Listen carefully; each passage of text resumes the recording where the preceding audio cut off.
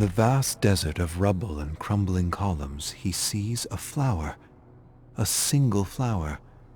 He shambles through the ruins and extends his hand into a blurring image. Stem and petals disintegrate before his touch.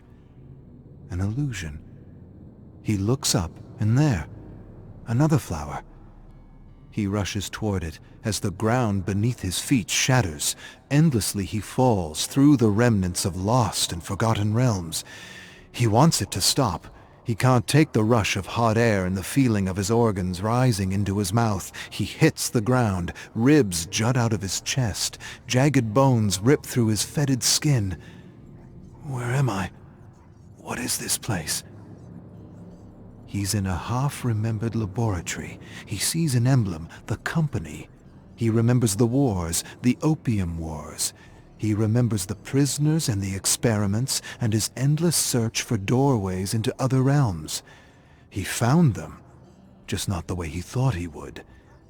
Warm blood pools around him as thousands of decaying prisoners in company fatigues grab and claw at him. This isn't happening.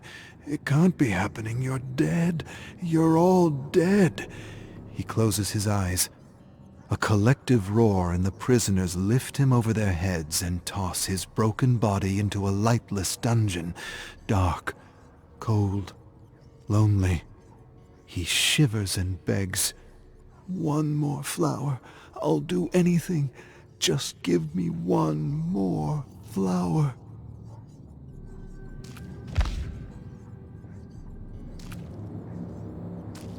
Power is in the mind. The eye of the mind, as the mystics called it. The eye that lets us dream and visualize is more than we think it is. Much more. It is a key, and it opens doors. Endless doors. And the key is a secretion. A sacred secretion like a drug to travel within the endless worlds within the swirling chaos that is infinite life. Blasphemy! Take your ideas out of this school. They belong to the devil. He takes his ideas to the company and says the secretion is better than opium. He tells them there is no experience like it, and he calls it the Dragon's Doorway. Makes the high from the poppy seem like cough syrup. He remembers the mystics. The unknown mystics, mystics who chant hymns in the hopes they will die with the right vibration. Right vibration? What does it mean to die with the right vibration? It means they believe different vibrations open different doorways to realms unknown. Death opens the doorway, and the dragon carries you away. The company is interested. How would you harvest such an opioid if it's only secreted upon death? I'll find a way. And he does. Only they find him before he can complete his life's work. He vaguely remembers being bludgeoned to death and thrown in a mass grave of corrupting bodies. And he remembers being saved by 9 mystics in thick, dark tunics. Where are the 9 now? What have they done with my research? Why did they try to stop me? Questions, so many questions. Where is my flower? In your mind, he thrusts his fingers into his sockets and tears out his eyes and digs deep into his head, searching for a flower. One flower. Even with no eyes, he can see. It doesn't make any sense. He clambers about the muck and grime. He slips and falls, and suddenly realizes he's clambering over a heap of rotting prisoners and addicts.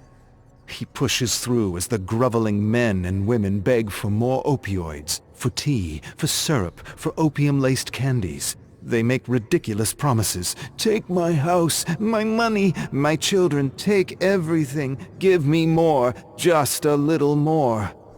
They sound like him. He pushes through a blur of faces he vaguely recollects. Lives ruined, shattered, destroyed. Wasn't his fault. He hears a disembodied voice. Kill them all, and a flower you will have. He stares down at the agonizing men and women and withdraws his cane. smashes through limbs and skulls furiously. Heads burst open like watermelons. Bones break like dry sticks. He doesn't stop until he stands atop a mountain of flesh, vomit, and gore. Where is it? Where's my flower? Find it! He falls to his knees and digs through the thick sludge of mangled humanity to search for a flower. Finds one. But just as he touches the flower, it withers away and disappears along with the remnants of his past. Talbot.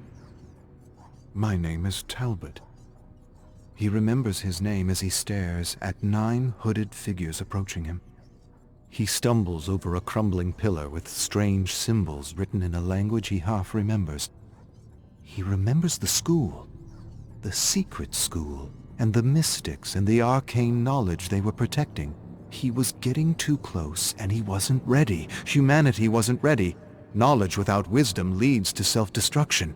He doesn't care about any of that. You condemned me. You all condemned me, left me to wither away.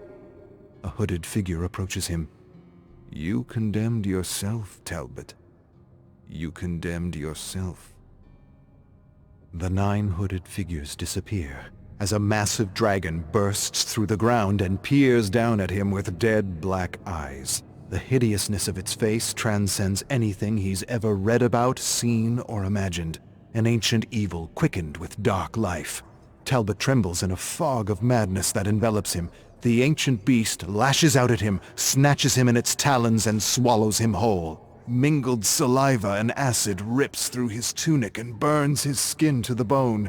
With screams of agony, he slowly disintegrates in a belly full of putrid, rotting death, watching his body and limbs melt into a gory, endless mass. Talbot wakens in a mass graveyard of skeletons and decaying prisoners of the company. He blinks and shakes muck from his hallowed eyes. He vomits everything in his guts and doesn't understand what's happening to him. Nothing makes sense except for his hunger. Please, I will do anything. Give me what I ask and I am yours. Give it to me. I need it. Vines suddenly burst through the decaying bodies and surround him. Flowers grow and bloom in all their glory. Beautiful golden serum drips like honey wherever his eye can see. He approaches one slowly and is scared to touch it. He extends his hand and touches the flower, and it doesn't wither away. He touches another and another. Nothing happens. He goes to grab the flower, but instead, the flower grabs him. Vines like tentacles burst out and wrap around him and rip through his veins. 9 hooded figures approach him with disapproving looks. Knowledge without wisdom leads to self-destruction. They inch up to him. Be careful what you wish for, Talbot. Be careful what you wish for.